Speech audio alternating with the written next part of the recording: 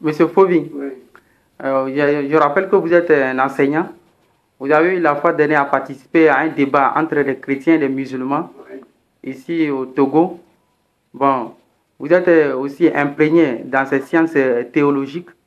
Vous avez eu votre analyse personnelle après ce débat et quelle était réellement cette analyse? Ce que vous pouvez nous dire sur l'islam et le christianisme. Merci beaucoup. Je suis très content d'avoir assisté à cette conférence débat entre chrétiens et musulmans l'autre fois. Je dirais que la conférence a été très, très intéressante. Ça fait que nous sommes ouverts maintenant sur les deux options. Et il revient maintenant à chacun de faire son choix. Personnellement, je remarque que dans le Coran, c'est directement la parole de Dieu. Mais dans la Bible, ce n'est pas directement la parole de Dieu. C'est des hommes, des gens qui ont parlé.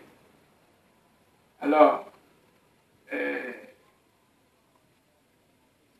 personnellement,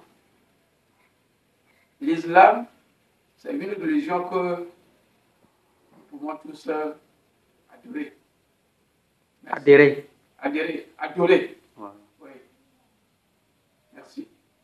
Donc, j'aimerais vous poser une question à propos de vos analyses personnelles. Bon, étudiant vos analyses personnelles, peut-on dire aujourd'hui que les musulmans sont sur le droit chemin? Oui. Nous pouvons dire que les musulmans sont sur le droit chemin. Il y a, bon, toutefois, des remarques là que nous faisons qui, des fois, empêchent l'homme de donner sa voix à l'islam. Quels sont ces handicaps-là? Quand on entend un peu parler de Boko Haram, Boko Haram, nous appelons que c'est un groupe de musulmans. Mais vu ce qui se passe, on n'est pas tellement encouragé. Je ne sais pas si c'est comme ça que les musulmans évoluent dans la religion. Merci beaucoup. C'est handicap. Quand nous voyons un peu partout dans le monde, précisément à Lomé ici, on entend que c'est des aladis qui ont loué une maison, bien ils ont construit quelque part. Et c'est un endroit où il se cassent des personnes. Il y a des jeunes filles, quand elles sortent pour aller vendre, elles ne reviennent plus. Et quand on fait un peu de tour, c'est les aladis là qui sont à la base de la disparition de ces enfants-là. C'est des points vraiment qui posent handicap pour adhérer à chose, l'islam. Merci beaucoup. Oui.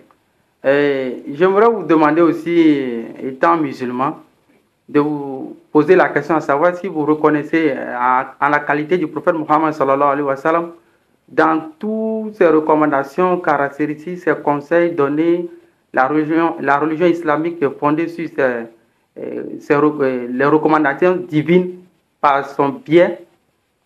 J'aimerais vous demander si vous reconnaissez ces qualités nobles sur la personne du prophète Mohammed sallallahu alayhi wa sallam. Non, je ne reconnais pas de trop les recommandations. Étant donné que vous êtes plus mûr en la matière, vous pouvez nous ouvrir un peu l'oreille. Bon, si on vous demandait aujourd'hui l'islam, le Coran, que Dieu a révélé à l'humanité tout entière, qui n'est que sur le fondement de la parole divine, donc vous aviez été très clair dans vos propos à reconnaître le Coran comme la parole de Dieu. Oui.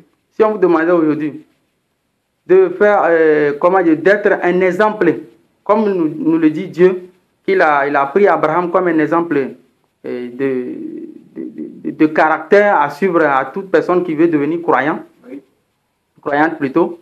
Donc si on vous demandait aujourd'hui de reconnaître en la personne de Mohammed comme un messager de Dieu, direz oui ou non, s'il est un messager de Dieu?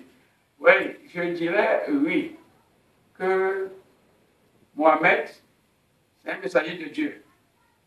À travers le débat qu'on a fait l'autre fois, je reconnais que le prophète Mahomet, c'est un envoyé direct de Dieu.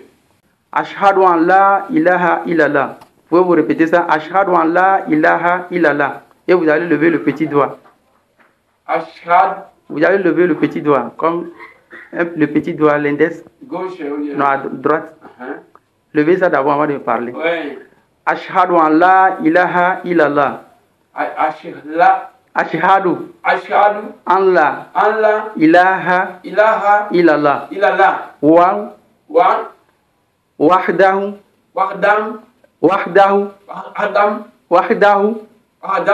la sharika Allah. La sharika Allah. Voilà. Washhadu anna Muhammad Rasulullah. Bon, c'est bon comme ça. Bon, on aimerait vous demander encore plus d'éclaircissement aujourd'hui, comme un point récapitulatif. Ce que vous pouvez dire à toute personne qui n'a pas encore eu les réalités islamiques, ce que vous pouvez prodiguer à ces derniers comme conseil à une voie à suivre.